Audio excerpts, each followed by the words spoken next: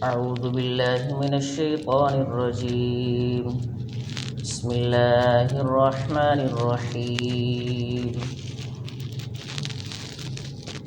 فلما بلغ معه السعي قال يا بني إني أرى في المنام أني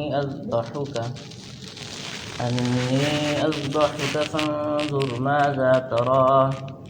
قال يا أبت افعل ما تؤمر ستجدني إن شاء الله من الصابرين.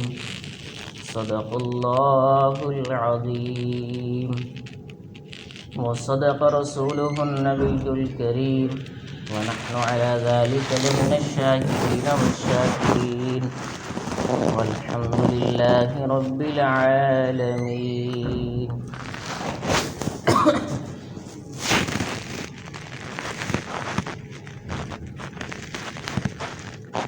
اسلامی مہینوں میں سب سے آخری مہینہ ذوالحجہ کا ہے اور سب سے پہلا مہینہ محرم کا ہے۔ ذوالحجہ کا جو مہینہ ہے یہ بھی قربانی کا مہینہ ہے۔ اس میں مسلمان سارے ہی قربانی کرتے ہیں، اور جو محرم کا مہینہ ہے میرے دوستو، جو ابتدا ہے وہ بھی قربانی ہے اور انتہا بھی قربانی ہے۔ محرم میں جناب محمد الرسول اللہ صلی اللہ تعالیٰ علیہ وسلم کی نمازوں کو شہید کیا گیا، اور کتنی بڑی قربانی دینا پڑی ان کو دین کی خاطر، جو قیامت تک کے لیے کوئی انسان اور کوئی بھی مسلمان اس کو نہیں بھول سکتا، اور ہر ایک بچہ اور مسلمان مرد عورت اس کا تذکرہ کرتے ہیں اور اس کو باعث فخر سمجھتے ہیں۔ اسی طرح مسلمانوں کے جو اسلامی مہینوں کی ابتدا محرم سے ہوئی وہ بھی قربانی کا، اور جو آخری مہینہ ذوالحجہ کا وہ بھی قربانی کا مہینہ ہے۔ اس میں بھی لاکھوں لوگ، کروڑوں لوگ، کتنے انسان ہیں جو قربانی کرتے ہیں، اور کتنے ہی جانوروں کا خون بہایا جاتا ہے، اور وہ صرف میرے دوستو ایک اللہ کی خاطر بہایا جاتا ہے۔ پوری دنیا کا اگر آپ اوسطاً نکالیں کہ کتنے جانوروں کو ذبح کیا جاتا ہے تو آپ اندازہ لگا سکیں گے کہ اللہ کے نام پر مسلمانوں کے اندر اتنا ایمان ہے کہ وہ ایک اللہ کے نام پر اتنا کچھ قربان کر دیتے ہیں۔ تو وہی صحابہ نے پوچھا تھا اللہ کے رسول صلی اللہ علیہ وسلم سے، یا رسول اللہ ومل اضاحی، کہ قربانی کیا چیز ہے؟ قربانی کیا چیز ہے؟ صحابہ نے اللہ کے نبی سے سوال کیا تو آپ نے فرمایا سنت ابیکم ابراہیم، کہ یہ تمہارے باپ سیدنا ابراہیم علیہ السلام کی نشانی ہے، اور یہ اس کی سنت جو تم قربانی کرتے ہو۔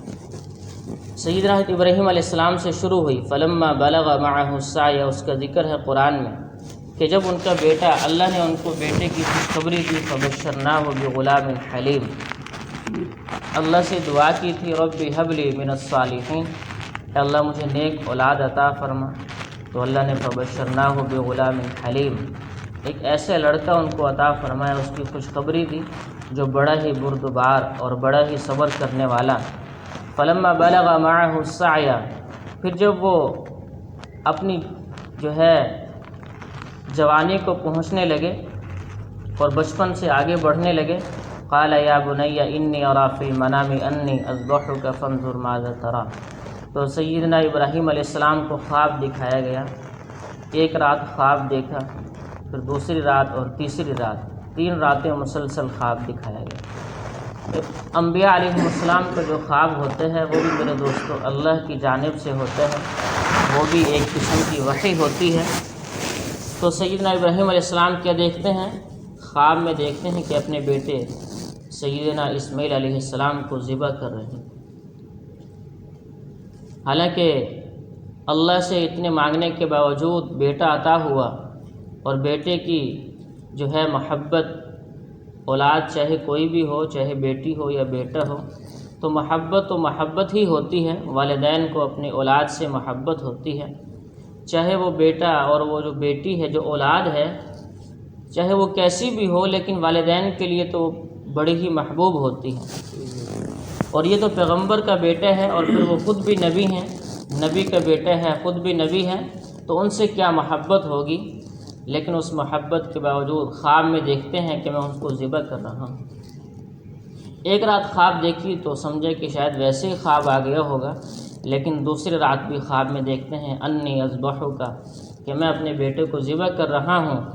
اور پھر بیٹے سے جب 3 راتیں مسلسل خواب دیکھتے رہے تو 3 راتوں کے بعد اپنے بیٹے سے عرض کیا، بیٹے سے کہنے لگے اور بیٹے سے فرمایا یا بنیا، اے میرے پیارے بیٹے، انی ارا فی المنام، میں نے خواب میں دیکھا ہے انی اذبحک، کہ میں تمہیں ذبح کر رہا ہوں، فانظر ماذا تری، تو تمہاری کیا رائے ہے اس بارے میں،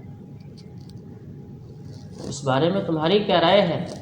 تو بیٹا، اللہ اکبر میرے دوستو، جب اولاد کی تربیت اچھی ہو تو پھر بیٹے اور اولاد جو بھی ہوتی ہے تو پھر وہ والدین کے لیے آنکھوں کی ٹھنڈک ہوتی ہے، اور جب اس کی تربیت ہی اچھی نہ ہو تو وہ سر کے لیے درد بن جاتے ہیں۔ ایک بیٹا ہے اور اگر اس کی تربیت اچھی نہیں ہے تو وہی آپ کے لیے کافی ہے، آپ کے سر کے درد کے لیے وہی کافی ہے۔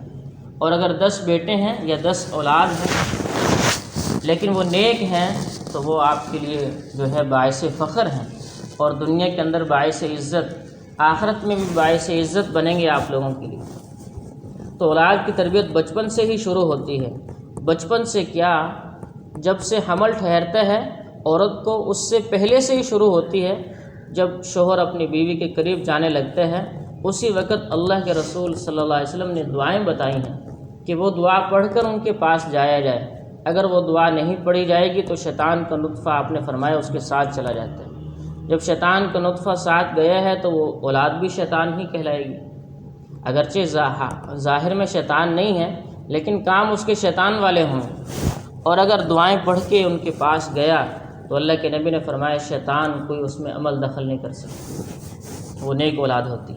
تو اپنے بیٹے سے فرمانے لگے سیدنا ابراہیم علیہ السلام کہ اے میرے بیٹے، میں خواب میں دیکھ رہا ہوں کہ میں تمہیں ذبح کر رہا ہوں، اب تم بتاؤ تمہاری کیا رائے ہے؟ قال یا ابت افعل ما تؤمر، اللہ اکبر، بیٹا کہنے لگا اے ابا جان، آپ کو جو حکم ملا ہے اس کو پورا کر دیجیے، اس میں تاخیر نہ کیجیے، جلدی سے اس کو پورا کر دیجیے۔ ستجدنی، رہی میری بات، ستجدنی انشاءاللہ من الصابرین، تو میں صبر کرنے والوں میں سے ہوں گا، آپ مجھے صبر کرنے والوں میں سے پاؤ گے، بے صبری کرنے والوں میں سے نہیں پاؤ گے۔ یعنی میں خوشی سے تیار ہوں ذبح ہونے کے لیے، اور والد اس کو ذبح کرنے کے لیے تیار ہے۔ اللہ نے براہ راست حکم نہیں بھیجا، براہ راست وحی نہیں بھیجی کہ اپنے بیٹے کو ذبح کرو، لیکن ان کی محبت دل میں ہے تو اللہ دیکھنا چاہتے ہیں ابراہیم علیہ السلام کو۔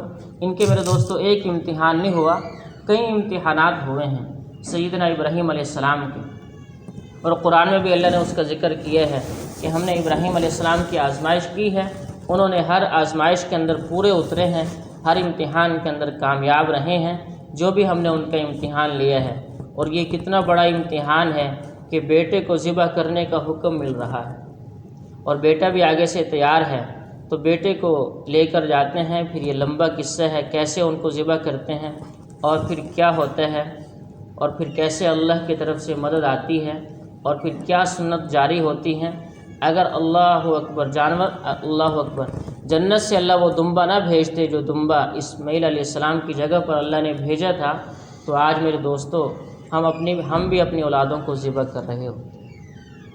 وہ سنت ابراہیم علیہ السلام سے چلی تھی، اگر اللہ اس جگہ پر اسماعیل علیہ السلام کی قربانی کی جگہ پر دمبے کو نہ بھیجا جاتا تو آج ان کی جگہ پر انسانوں کو ذبح کیا جاتا اور اپنی اولادوں کی قربانی دی جاتی۔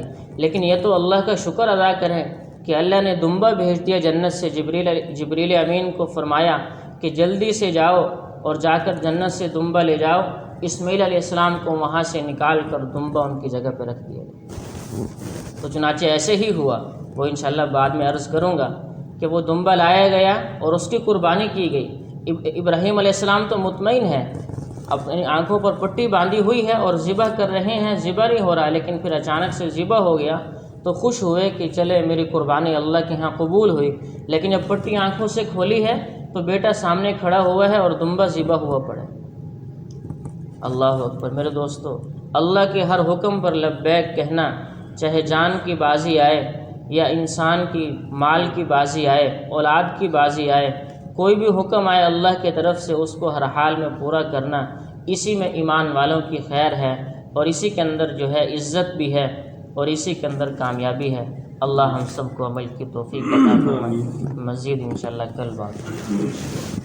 اللہم لک الحمد۔